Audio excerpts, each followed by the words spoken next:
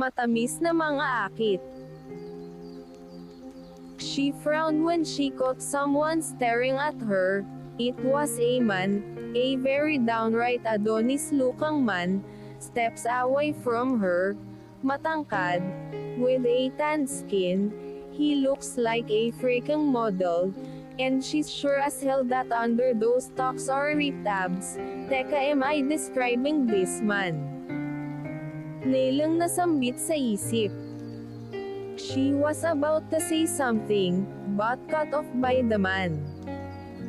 "Turn your eyes on me," he proudly said with a smirk on. "Excuse me, you're the one I caught staring at me," matari niyang wika sa strong hero.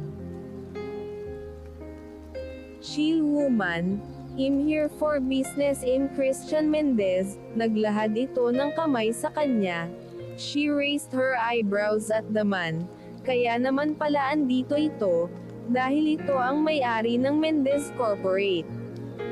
Lily Samson, sambit, sabay tanggap ng nakalahad nitong kamay. The moment she touched his hands, she felt an electric shock, kaya naman agad niya iyong binitawan. "Damn this woman. Bakit parang nakikiliti ako?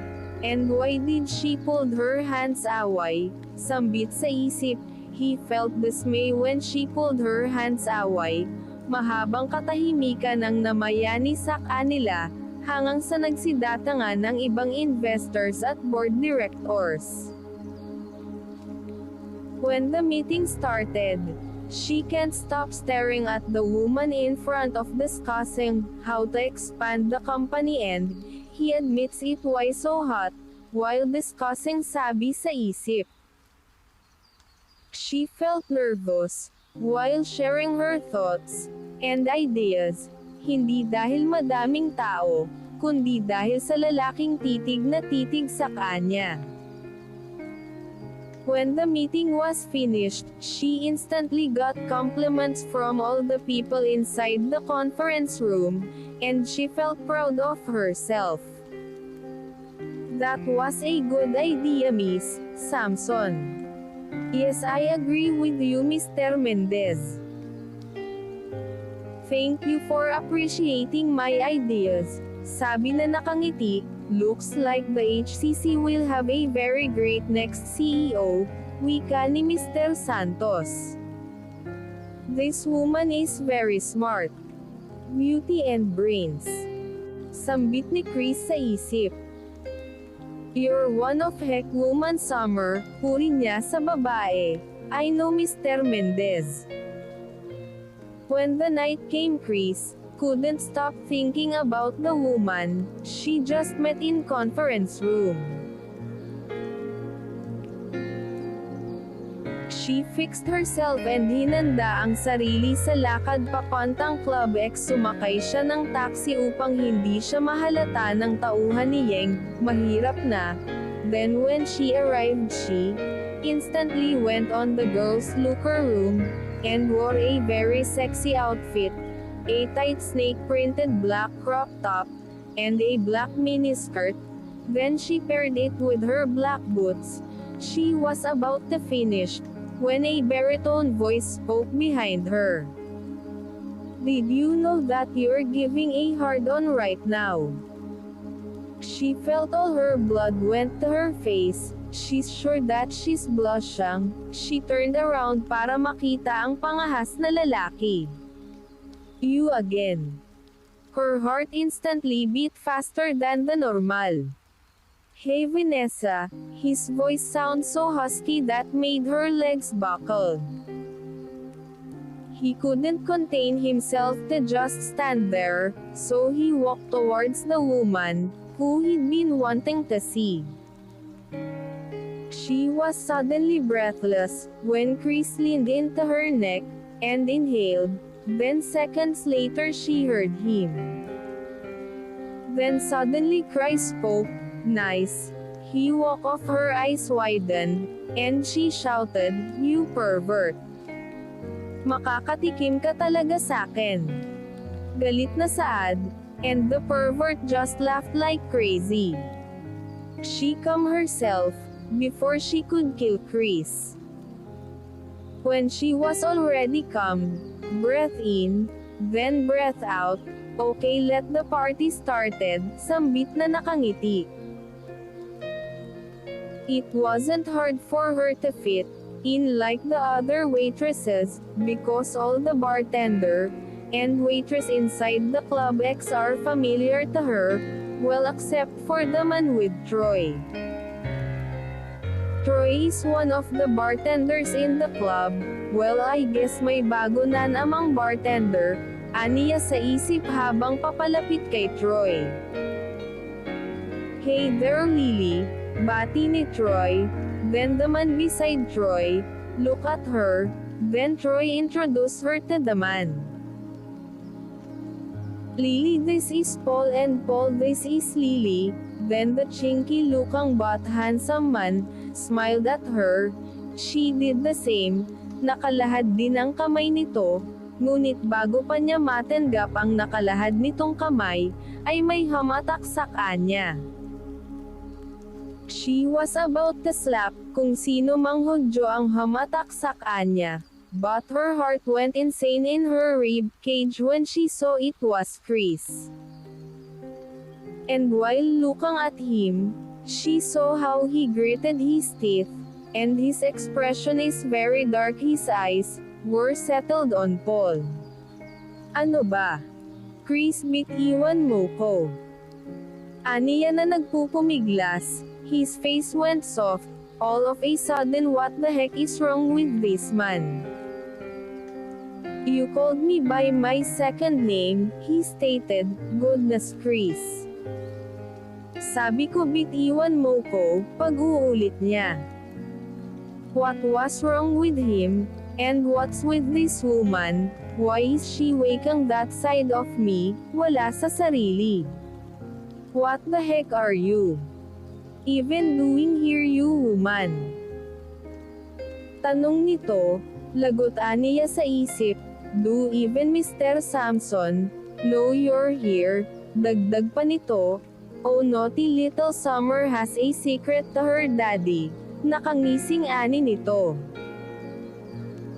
Oh no, you won't tell him, aniya na napailing-iling sa binata.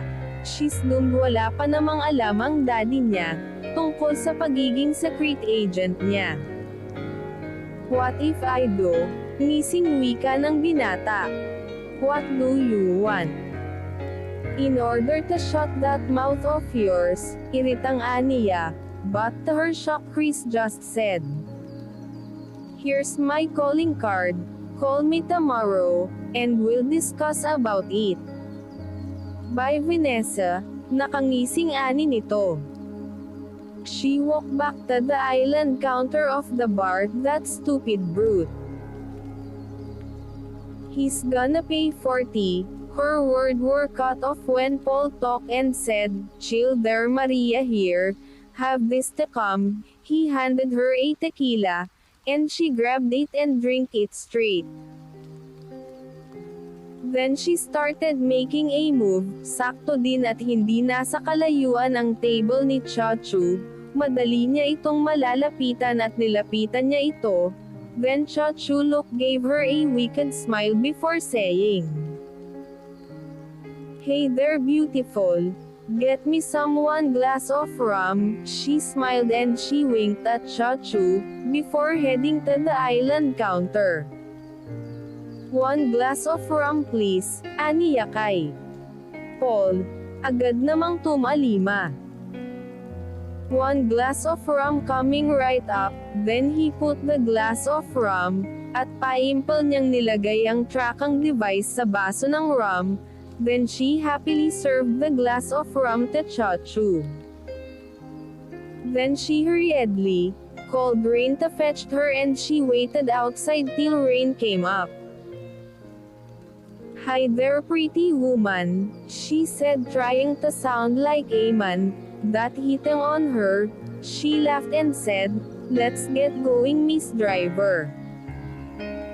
As she walked back to her condo unit, She remembered Chris, that brute is going to pay for this.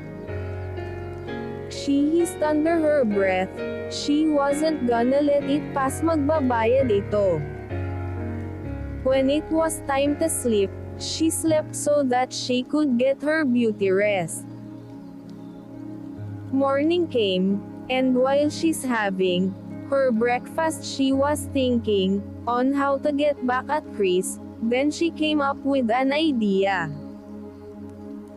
She giggled wickedly, "I'll seduce Chris, then make him fall for me. You'll pay dearly, Mr. Mendez," aniya habang nakangisi. She then took a 30 minutes bath, then put some light makeup and wore a red dress with a black coat, then she wore her Gucci stiletto. Since it was still 7 am, she drove to the Starbucks, and fetched coffee for the brute. She ordered herself a frappe then a cappuccino for the brute. She then drove to Mendez Corporate. When she entered the building, everyone gasped. Then narinig niya ang mga bulungan nito. "Is that Lily Samson? I heard meron na naman daw siyang bagong magazine," tili nito. "Gosh, mas maganda pala siya sa personal. Miss Samson, pakiyanag ng buhay ko." She laughed at the last she heard. Hindi na iyon bago sa kanya, she's a famous model. Anyway, so yeah, nothing changed. Then a woman came up to her and said, "Miss Samson, can have your autograph?" "Sure, what's your name?" "Linda po." She then grabbed the picture she's holding. Litrato niya iyon. Then she gave an autograph. Then she also took pictures with Linda. When she arrived at the CEO office, she was stunned to hear someone shouting, "Ang simple lang naman ng pinagagawa ko pero di mo magawa." Boses iyon ni Chris. Nagulat siya dahil how could be the flirtatious Chris have this side, sa bagay di pa naman talaga niya kilala ang binata. "Sorry ho sir," takot na wika nito. "Get out of my sight before I fire you." Galit namang tugon nito. "Mr. Mendez," formal na aniya. "Lily," gulat na wika nito. "Here, have some coffee. You look so stressed. Ang aga-aga pa," she said with a smile, and handed him the cappuccino coffee, and tinanggap naman nito iyon. "Why didn't you call me para naman naging handa ako?" He changed the topic while sipping his coffee. "So what do you want in order to shut up?" Walang pag-aalinlang ang wika ng dalaga. He then smirked before he spoke. "I don't think you can give what I want, Miss Samson." "Oh, don't underestimate me, Mr. Mendez." She then raised her eyebrow. "Are you sure about that, Miss Samson?" Nakangisi pa ring aniya ng binata. "Certainly can, Chris." She's starting to get pissed, so she removed her coat then naglakad siya papalapit rito. Lily then sat her day on his lap, and looked at his lips, then back to his eye. He gulped as he felt his shaft stir to life. She could feel his bulging down there. She bit her lower lips, because she feels so hot. Akmang tatayo siya nang pigilan siya nito. "Stay still," he sounded breathless. Then he started leaning in, and her heart is pounding like crazy inside her chest. "Oh God, please forgive me." Aniya dasal niya. Then she felt his lips on hers. She stilled for a moment. Then when she couldn't resist, kinawit niya ang kanyang brazen sa leeg ng binata at tinugon niya ang halik nito, at ramdam niyang nalulumikot ang kamay ng binata. His hand caressed her inner thighs. She couldn't stop herself from whimpering. Chris, kagat-labing ungol niya habang nakikipaghalikan sa binata. You're so hot, Lily, he mumbled between their kisses. He then reached her breast, then he started to massage it lightly. You Chris, muling ungol niya, lalo namang ginanahan si Chris sa narinig. He then licked her neck, while he's busy sliding his sinful hands inside Lily's dress, then hinawakan nito ang pagkababae niya, he touched it, then he got back from massaging her left chest. She could feel his hunger and desire for her, she can't resist anymore, she shamelessly rubbed her, covered mound on his shaft, Chris, ungol nito. He then carried her to the sofa. There he sat her day while she's on top of Chris. He cupped her hole slowly, took her on his away. God, you're dripping, Vanessa. His voice was hoarse, then he played with her. You, mahabang ungol ni Lily. She was drowning in so much sensation. Oh Chris, you, she moaned like crazy. Then Chris inserted his long slender finger inside her hole. She bit her lower lip to contain her moan but failed when Chris started moving his fingers inside her. Oh gosh Chris, oh. Your moans are so addicting, Vanessa, wika ng binata. Kapit na kapit siya sa binata dahil di alam kung saan kukuha ng lakas Chris, then moved his fingers faster and harder. You oh Chris, more. You, mahabang ungol niya then Chris obliged.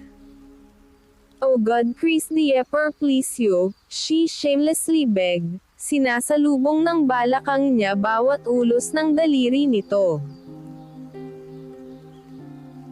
You Chris, I'm gonna. Aniya nawala ng inhibition sa katawan, but before she could do anything, someone knocked on the door, saka lamang siya natauhan, umalis siya sa kandang ganito at inayos ang sarili then without saying and looking back she hurriedly walked off. What have I done? Why did I let him touch me that way? Oh no, such an embarrassment, Lily Samson, paghampas niya sa sarili. Wika ng munting tinig sa kanyang isipan. No, I didn't. Inis niya, ngunit bago pa man siya makapagbawi ay dumating ang hamanggos na si Sheda, matalik niya itong kaibigan. Lily. Bakas sa boses nito ang pag-aalala at pangamba. Anong nangyari sa'yo't ganyan ang itsura mo?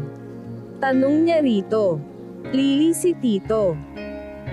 Nagtatambulan ang kanyang dibdib sa kaba, hindi niya alam kung bakit, anong nangyari kay Daddy. She asked stuttering in nervousness. Inatake siya sa puso Lily, kanina pa kita hinahanap. Out of coverage din phone mo, halika na Tito needs you Lily, mahabang wika ng kanyang kaibigan. How can she be so stupid?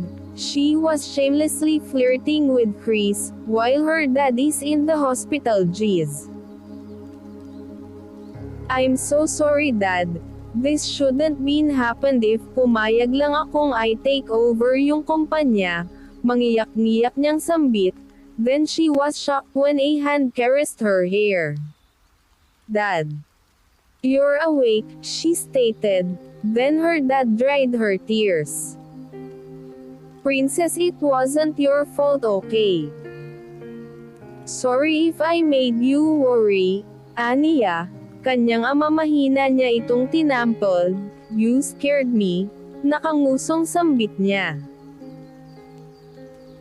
I'm sorry Princess, I didn't mean to make you worry like that. She hugged her dad and said, "You better be careful next time."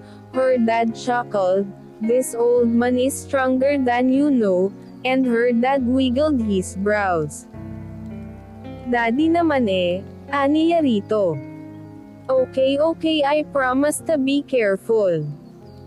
"You better will," aniya rito. Then suddenly her phone rang. "Hello, Lily Samson, speaking." "Miss Samson," it was Athena on the other line. "I've seen all the reports. We have a problem, Miss Samson," wika nito. "What happened, Athena?" "The HCC might sunk, Miss Samson. We need to do something. Mukhang may sumasabotahe sa accounting department," mahabang paliwanag nito. "She has to do something, or else mawawala sa business world ang kumpanya nila." Saka lamang siya napabalik sa ulirat nang pisilin siya ng kanyang dad. "Dad, I will hire someone to be with you 24/7, and please drink your meds," mahabang sambit. "I promise, princess. I'm sorry if you have to be involved in this situation." "It's okay, Dad, I understand. I have to get going, Dad," palam niya rito. "They will pay," galit na aniya sa isip. She got back to her condo, then called her brother Sion. "Hey little sis," masayang wika nito sa kabilang linya. "Hey kuya, can you hire a private nurse?" Wait, are you sick? What happened? Are you okay? Where are you?" Sunod-sunod nitong tanong. She rolled her eyes. Her brother has always have been like this. "I'm fine," her brother cut her off. "Then why do you need a nurse? And who's sick then?" "It's Dad, he needs a private nurse," asar na aniya. "Okay, I'll hire someone then." Seconds later, they both bid goodbye to each other.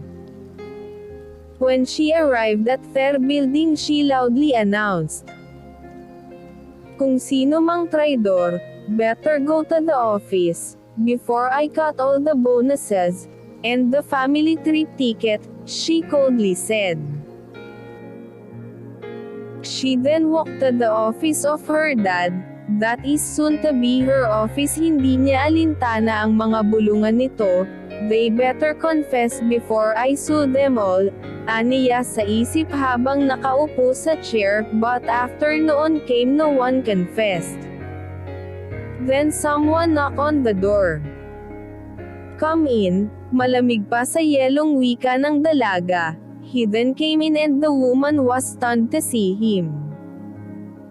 "I've heard what happened to your dad and company, so I'm here to." She cut her off. "To what?" "Naipamuka sa'kin yung nangyari kanina." She scoffed, "Sorry but it won't." Hindi rin niya ito pinatapos. "It will happen again, Miss Samson. I'm here to negotiate, okay?" Hindi na alam ng dalaga ang gagawin. Dumagdag pa talaga itong demohong ito, aniya sa isip.